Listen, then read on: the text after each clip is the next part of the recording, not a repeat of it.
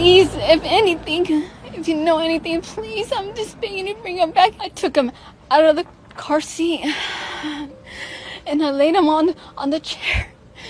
And I had his diapers right here. And then someone said, hola.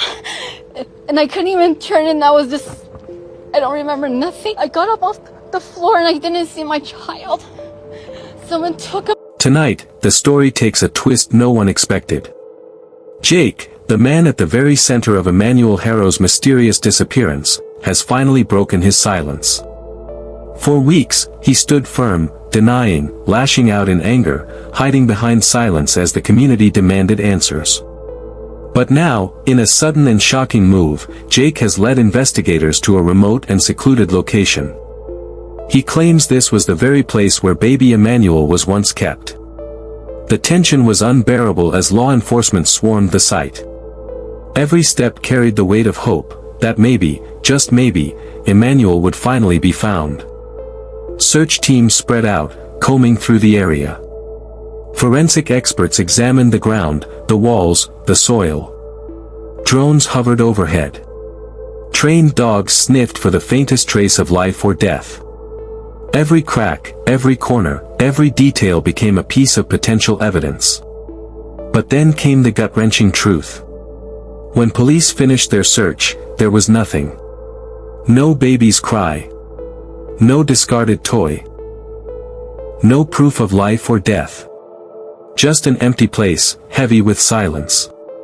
A silence so loud, it felt like it was mocking everyone who had prayed for answers. And that emptiness leaves behind the most chilling question of all. If Jake truly knew where Emanuel was kept, then why is the child still missing? Just as the community reeled from this revelation, Child Protective Services spoke for the first time. Their statement confirmed past involvement with the Haro family, admitting that concerns had been raised long before Emanuel vanished.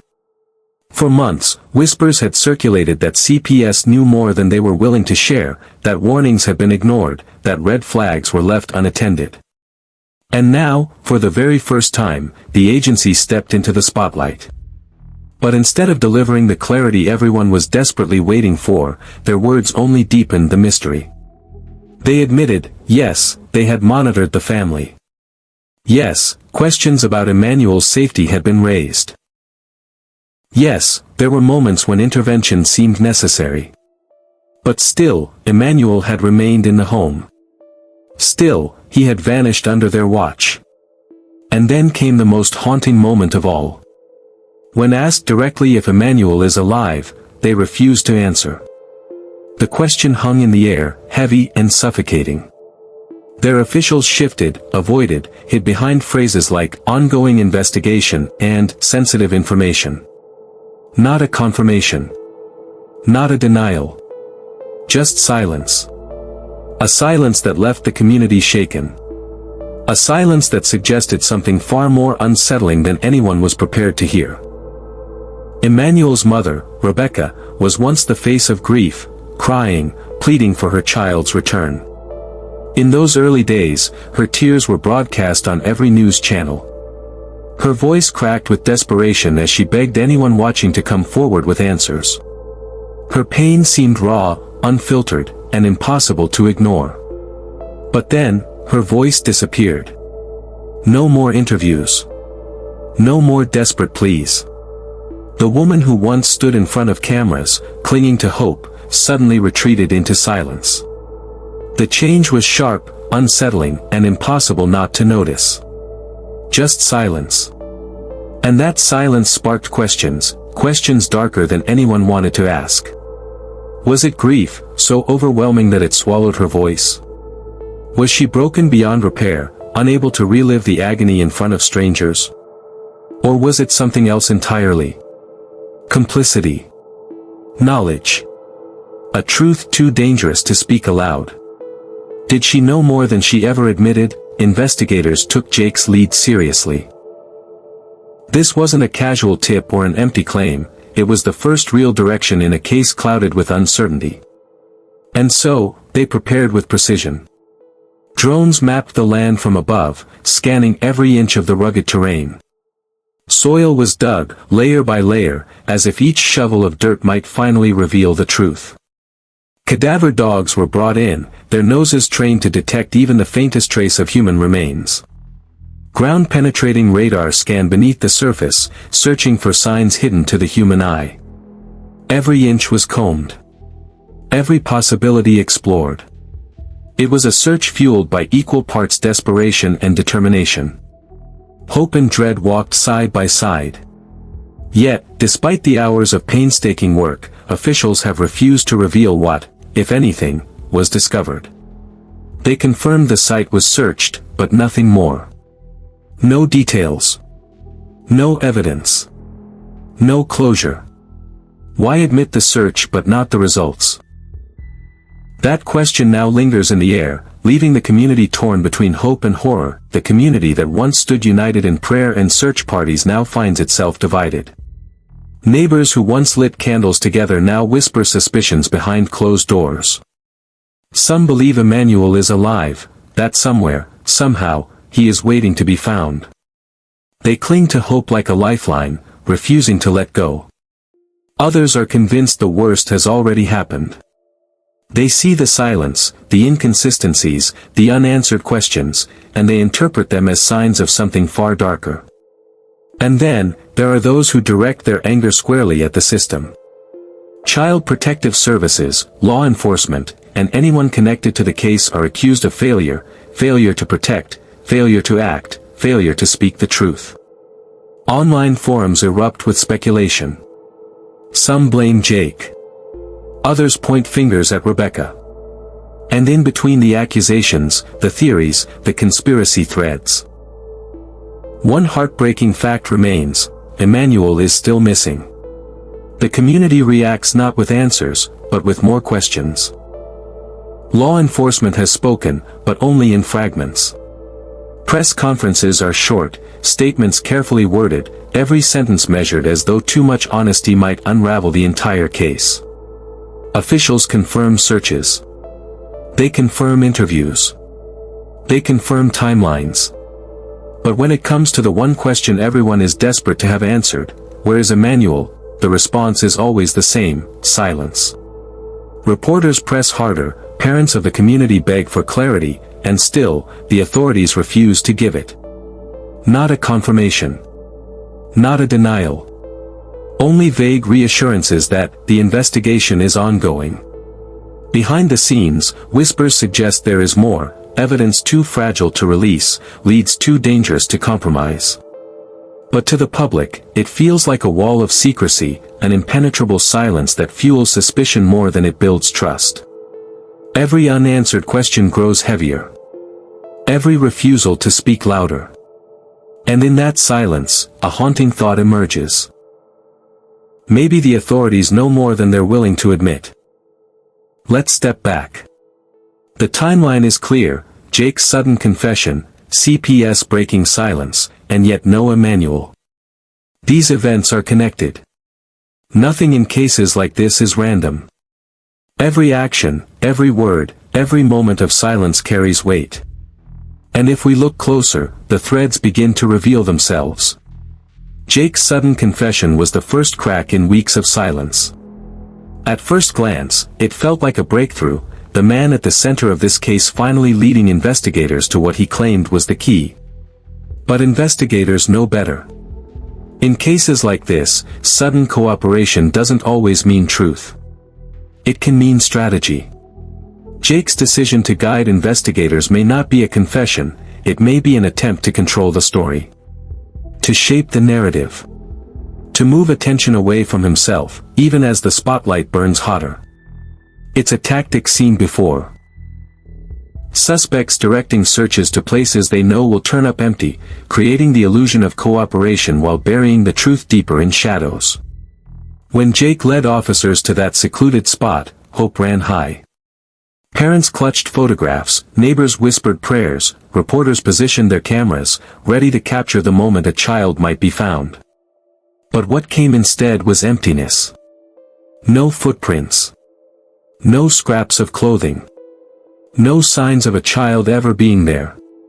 Just silence and unanswered questions. And then, almost immediately, Child Protective Services broke their silence. Their statement confirmed past involvement with the Haro family, admitting that concerns had been raised long before Emanuel disappeared. This was no coincidence. Timing matters. Why speak now? Why admit involvement only after Jake's revelation sent shockwaves through the case? The answer may lie in damage control. By stepping forward, CPS acknowledged the past while carefully avoiding the present. They admitted oversight but refused to answer the only question that mattered: is Emanuel alive? Not a confirmation. Not a denial. Just silence. That refusal wasn't just a lack of information, it was a message. A deliberate choice to leave the public in limbo. Rebecca's silence only deepens the mystery. Once, she was the grieving mother at the center of every headline, crying and pleading for her child's safe return. Cameras captured her pain, and the world believed in her heartbreak. But now, no more interviews. No more desperate pleas. Just silence. Was it grief, too deep, too paralyzing to put into words? Or was it complicity? Did she know more than she ever admitted? The silence doesn't answer, it only asks louder questions. Step back again. Place these pieces side by side. Jake's sudden confession. CPS's carefully timed statement. Rebecca's withdrawal. All of it forming a timeline that looks less like coincidence and more like a pattern. A sequence. A story being told not in words, but in calculated moves and silences. Investigators understand this pattern. They know that silence speaks louder than words, and that sudden cooperation can be a mask. That's why the search site Jake pointed to was combed with precision. Drones scanned overhead. Ground-penetrating radar swept below. Cadaver dogs sniffed every corner. Every tool, every resource was used, because even the possibility of truth demanded it. And yet, nothing. The emptiness of that site wasn't just physical, it was symbolic. It raised the question, was Jake leading them closer to Emanuel, or further away? By guiding investigators to an empty place, he shifted the story. Instead of being the man refusing to speak, he became the man who helped. But help without answers is no help at all. Meanwhile, the community feels the cracks widening. Once united by hope, they now fracture under suspicion. Some believe Emanuel is alive, hidden away, waiting to be found. Others whisper that the search is no longer for a living child, but for remains. Online forums ignite with speculation. Is Jake the villain? Is Rebecca hiding something? Or did the system itself fail so badly that it now hides its own mistakes behind silence? And in this storm of voices, one truth echoes: nothing is random. Jake's timing. CPS's statement. Rebecca's silence. Each is a piece of a puzzle that has not yet formed its picture. For investigators, the challenge is clear: separate truth from performance. Is Jake's guidance the desperate honesty of a guilty man, or the calculated distraction of someone buying time? Is CPS's silence the shield of bureaucracy, or the silence of an agency that knows more than it dares to admit? Is Rebecca's grief genuine, or is it a mask? What makes this case haunting is not just the disappearance of Emanuel, it's the disappearance of certainty. The lines between truth and deception blur. And as days turn into weeks, every unanswered question grows heavier. Let's step back one final time. Look at the pattern. A child vanishes. The man at the center waits, then suddenly confesses, not with truth, but with a location that yields nothing. The agency tasked with protection breaks its silence, but refuses to answer the most important question. The mother who once cried before cameras now says nothing at all. These are not random events. They are connected. And if Jake's decision to guide investigators was not a confession, then it was something far more chilling, an attempt to control the story, to manipulate not just the police, but the public itself. And so, the timeline remains: confession without evidence, admission without answers, grief without words. A story told in silence. A silence that hides Emanuel. A silence that refuses to let him be found. And so, we're left with the chilling reality: Emanuel Haro remains unseen. His silence is not natural, it is enforced. That means someone, somewhere, knows where he is. And the only thing keeping this truth buried is silence. That is why this community matters. Your voice matters. Every subscriber, every share, every comment is pressure against that silence. This isn't just a case. It's a child's life. And if we stop speaking, those hiding him win. But together, refusing to let Emanuel's name fade, we can uncover the truth. Silence ends here. Justice begins now.